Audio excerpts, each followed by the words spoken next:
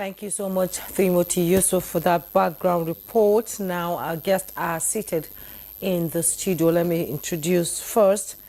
In the studio is E.D. Mukhtar Meha. He's the Minister of Livestock Development.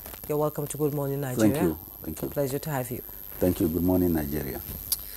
Also joining us here is Dr. Kingsley Uzoma, Senior Special Assistant to the President on Agribusiness and Productivity Enhancement.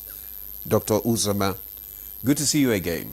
Good morning. Good morning, Nigeria, and thank you for having me again. All right. Thank you for coming. Let's just start off with the Honorable Minister. We say, congratulations. This is your first time on this program. No, first time with you. With me? Okay, That's right. fine. First time with me, too. Yeah, first time with you. Too. So tell us, what has been it since 10 months that this ministry was created? Tell us what the journey has been like.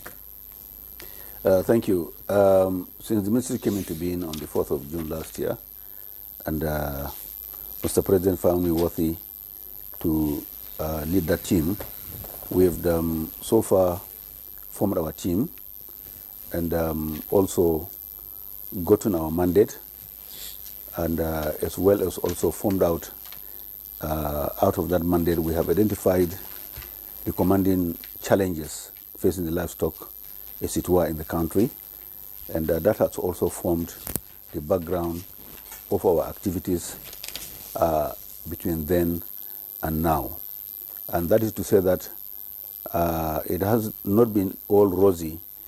Remember that the ministry is new, being carved out of the Federal Ministry of Agriculture and Food Security, with only 2 departments then. But as of today, we have been able to develop a very robust organizational structure. We have identified the capacity, the talents to drive those technical departments. And we have, like you said, formed a team and identified, like again, as I said, all those challenges that are facing the livestock sector. And in fact, in the last 2-3 months, we've been able to move around a number of states to have conversation with stakeholders as well as the subnational governments. And that has been quite promising. We have had a very, very robust buy-in from almost all the subnational governments as well as the stakeholders in the livestock sector value chain. So in the whole, it's been a very, very good take-off point for us. And everywhere we went, we've received a lot of goodwill, and a lot of also investors, both locally and internationally, have shown very strong commitment to work with us and invest in the livestock sector to create the necessary environment for national development. You said that you were able to identify some of the challenges facing the sector. What are some of these challenges? Number one, there's the issue of feed and fodder.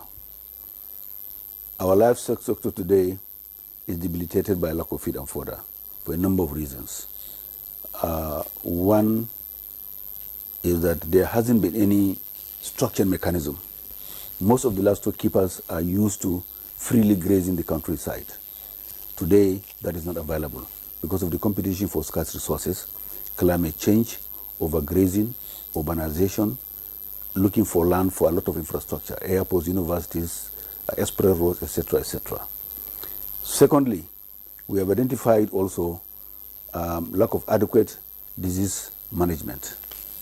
The endemic diseases we've lived with for a very, very long time are still very much with us, and they are actually hindering the growth and development of that sector.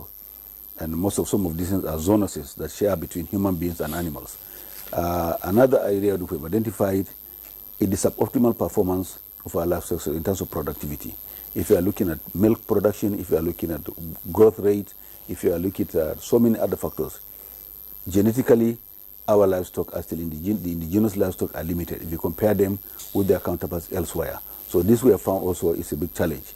The other challenge we have discovered as well is that the current itinerant movement of livestock keepers, dictated by the season. Rainy season, when there's abundance of grass and water, they at one point, with the onset of the long dry spell, they have to move So that is a survival mechanism. We've discovered that this is a survival mechanism. It's not cultural, it's already been known, but it's a survival mechanism so that the animals are always, always have access to abundant feed and fodder and then water. So that also we have discovered, and it's something that we need to nip in the bud. The other thing again is the issue of data mining. How many animals do we have? Where are the densities? How do we identify our animals? If, for instance, your livestock gets missing, how do you trace it? How do you track it? How do you recover it? So that issue of tracking, tracing, and traceability is also a challenge that we do believe that in the ministry we need to put up a mechanism where we can identify the animals we have, who has what, where are you located? Can we get the geolocation of your settlement? So these are the issues we are looking at. And beyond that again, the lack of the enabling environment for investment. For instance, if you look at the red meat industry in the country today, it's still steeped in traditional practices, unhygienic, it's not conforming to even national tolerance of international standards. Okay. These are the issues we are looking at. And again, we have also discovered that along the line, right from 1957, when the first grazing reserve was created, on the orders of Lulugard, who told Malam Hamis of Kano to start creating grazing reserves. Till date, we have around 417 grazing reserves. None of those is answering its name. None of those have the necessary infrastructure and amenities to receive animals to remain there. So we have also been able to identify those grazing reserves. We have digitized them. We have identified the cattle routes. We have digitized them. We have also identified the number of earth dams in the country. What are they used for? Are they suitable to receive livestock and massive pasture cultivation? We have done all those. So these are some of the issues, and of course we have the mitigants. But again, I believe if the engagement continues, we'll be able to put this out in the public space. Yes.